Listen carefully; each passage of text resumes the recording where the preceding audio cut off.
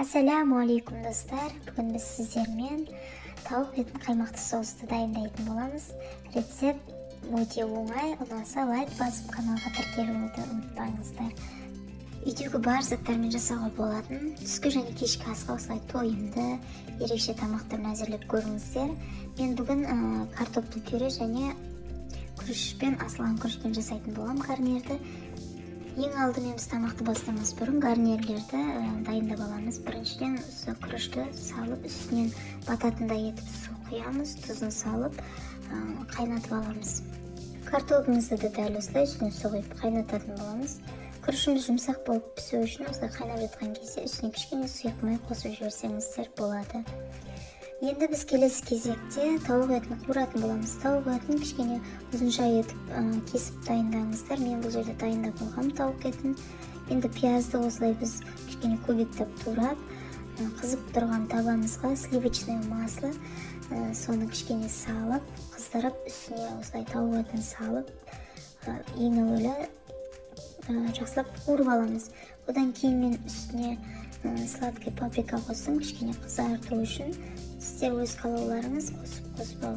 Осылай мен тағы да бір қуырып алдым. Содан кейін пиязымызды саламыз. Тағы да кішкене қуырып, бетін жауып, 10-15 минутқа жай отта қалдырамыз. Тауығымыз қуырып болғанша біз соус жасайтын боламыз. Ол үшін бізге 155 граммдай қаймақ қажет болады. Енді үстіне сарымсақ қосатын боламыз. Мен бұл жерде сухой түрін пайдаландым. Сіздер сарымсақты езіп салсаңыздар болады. Тұзын және қара бұрышын салатын боламыз. Енді осылардың үстіне біраз қасық ұн қосамыз. Және де барлығын жақсылап венчиктің көмегімен біркелкі масса болғанша араластырып аламыз.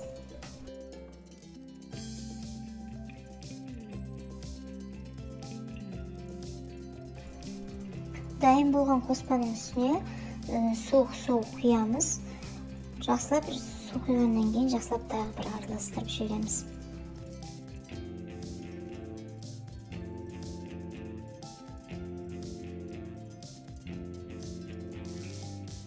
Біздің соусымыз дайын болды. Енді осы қуырылып жатқан тауық етінің үстіне соусты құятын боламыз.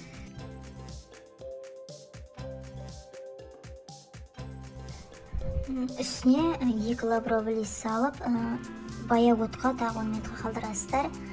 Енді картоплымыз дайын болды. Картоптан пюре жасаймыз. Үстіне тұзын салып, және де сары май салып, жұмсақ болу үшін кішкене сүт құйып жіберіңіздер. Барлығын өйстіп дайын болған соң үстіне блендермен, егер блендер болмаса, венчикпен жақсылап езіп аласыздар.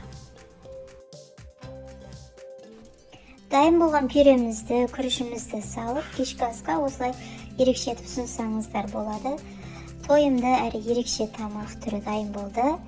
Жақындарыңызға жасап қуантыңыздар.